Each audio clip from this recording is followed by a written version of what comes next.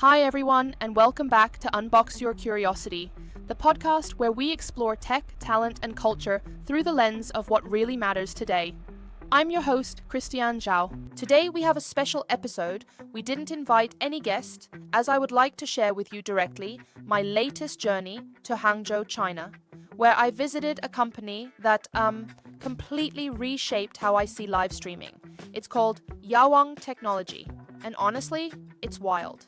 With the 2 hours conversation with the head of live streaming and the CTO, I got a better overview of how their business model works. This isn't just a content company. It's not just an e-commerce platform. It's more like the fusion of a media studio, a tech lab, a talent agency, and a logistics empire, all stitched into one. So here's how we're going to unpack it. We'll start with Yaowang's origin story, how it went from a single influencer account to a listed tech company. Then comes the tech side, because honestly, the back end is just as fascinating as the front. There's also this clever strategy they use to scale, something called the anchor matrix, powered by a small group of superstars. And of course, we'll get into the global side of things, how they're trying to take this model beyond China, and what that means culturally. And yes, of course, I'll sprinkle in some stories and numbers from the inside, because that's where it gets juicy.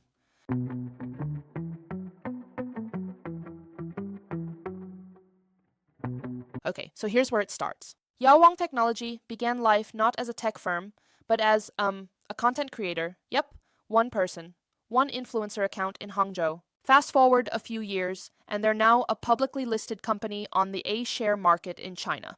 Let that sink in. From live streaming lipstick to ringing the IPO bell. That's what I mean by transformation. They entered live stream e-commerce in 2018, and they didn't creep in quietly. They went big. Think Jianai Liang, Ronald Cheng, Wu Ji.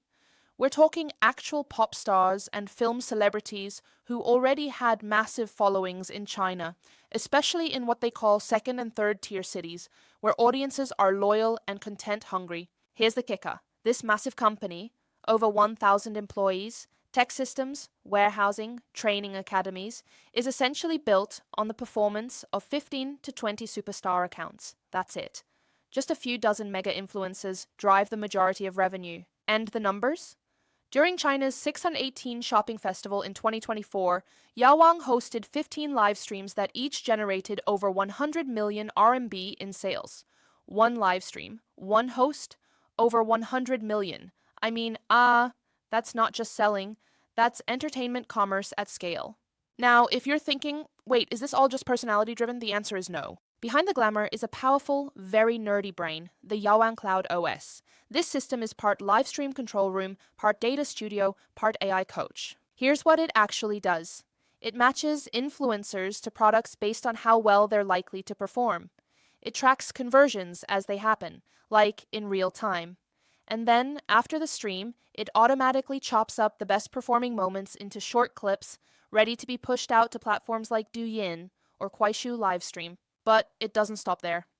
The system also acts like a coach, guiding new streamers on things like how fast to rotate products, when to pause, even what kind of language works best with their audience. It's like, imagine if Netflix, Shopify, and Salesforce had a live stream baby, and then gave it machine learning superpowers. Even small-town streamers can plug into this and launch their careers overnight. It's creator enablement, but make it enterprise grade.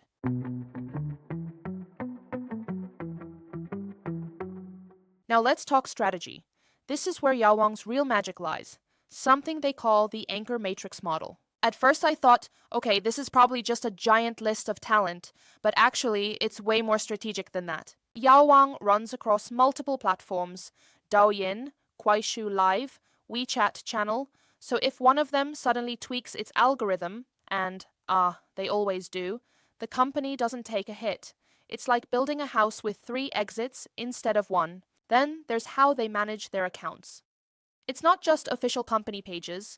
They mix in employee-run accounts, expert creators, and influencer handles. Together, it forms these tight-knit, loyal little pockets of audiences. People who show up because they actually care, not just because something went viral. And the content? That's what really caught me. It's not just live streams. They're producing teaser videos, short dramas, even these kind of slice-of-life family skits. Like, Imagine buying a rice cooker because you saw it in a scene with a former movie star and his actual daughter playing a father-daughter duo. That's how clever the storytelling gets. And physically, they're doing something fascinating with X27 Park, a live streaming themed mall where studios meet shops, meet warehouses. It's like walking into a live stream universe with creators on one floor, fulfillment centers below, and live training rooms upstairs. Again, all of this, the tech, the scale, the infrastructure, is still largely centered around 15 to 20 major star accounts. That kind of focus is very different from Western models, which spread influence across thousands of micro creators.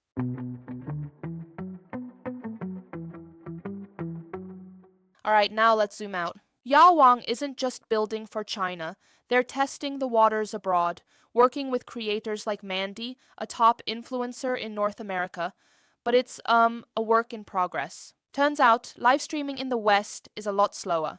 Creators are less salesy, audiences are more passive. One exec told me, foreign influencers are a bit lazy.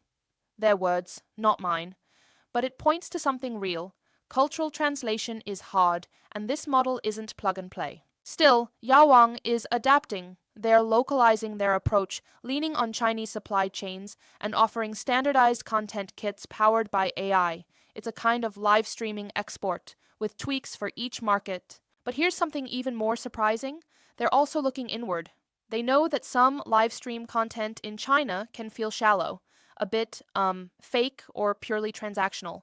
So they're investing in content with depth, partnering with museums, creating live cultural shows, even launching full-on concert live streams with groups like Farming Boys. They're calling it a shift from traffic dividend to quality dividend. And you know what? That might just be the future. Not just for China, but for live streaming everywhere.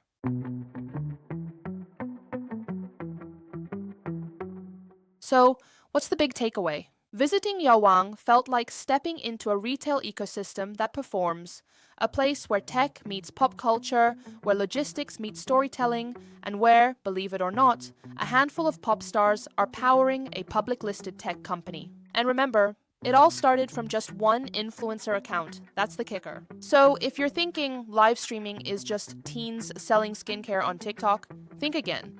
In China, it's become infrastructure. Thanks for tuning in to Unbox Your Curiosity. If you like this episode, please follow and share on Spotify, Apple Podcasts, and YouTube. And hey, leave a review if you feel like it. You can always find me on LinkedIn or Christiane Zhao. Until next time, keep unboxing your curiosity.